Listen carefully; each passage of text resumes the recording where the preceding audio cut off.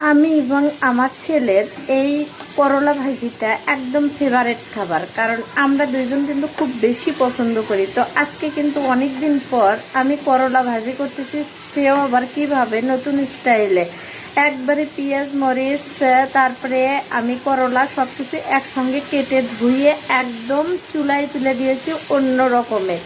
তো এইভাবে যারা খাননি তারা একবার এইভাবে খেয়ে ট্রাই করে দেখবেন, অনেক মজা লাগে কিন্তু। আর করলা কিন্তু আমি খুব বেশি ভাজবো না, হালকা ভাজা দিয়ে আমরা খেয়ে নেব মায়ের ছেলে। তবে হালকা করে ভাজলে করলাগুলি কিন্তু হালকা ভাজা খেলে অনেক উপকার, ডায়াবেটিস কোলেস্ট্রল এগুলির জন্য কিন্তু প্রচুর উপকার।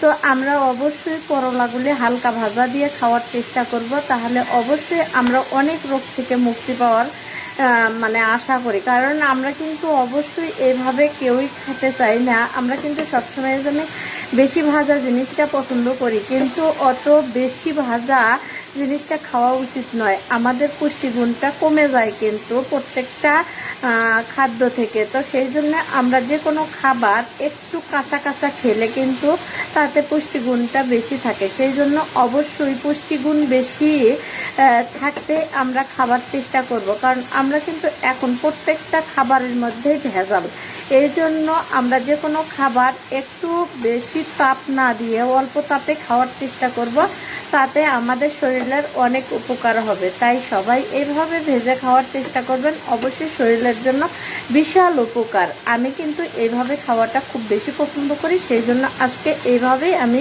রান্না করছি। তো আমি কিন্তু বেশি ভাজবো না, হালকা ভাজা দিয়েই আমরা খেয়ে নেব মায়ের ছেলে। তো আমরা কিন্তু মা ছেলে খুবই পছন্দের একটা খাবার এটা, করলা ভাজিটা আমার একদম পছন্দ। কিন্তু আমি করলাটা ঠিকঠাকভাবে কেনাই হয় না, বাজারে যাওয়া হয় না, ওইভাবে কেনা হয় না। তো আমার ছেলে কিন্তু আজকে হঠাৎ করেই বায়না তুলেছে, আম্মু করলা ভাজি খাবো, তো আমি আজকে করলাটা ভাজি করব। তো আপনারা কে কে এরকম পছন্দ করেন অবশ্যই কমেন্টে জানাবেন, আর এভাবে খাওয়াটা অবশ্যই উপকার কিনা অবশ্যই সেটাও কমেন্টে জানাবেন। ধন্যবাদ সবাইকে, আল্লাহ হাফেজ, টাটা বাই বাই। সবাই ভালো থাকবেন, সুস্থ থাকবেন। আজকের মতো এখানে বিদায় নিচ্ছি, আল্লাহ হাফেজ।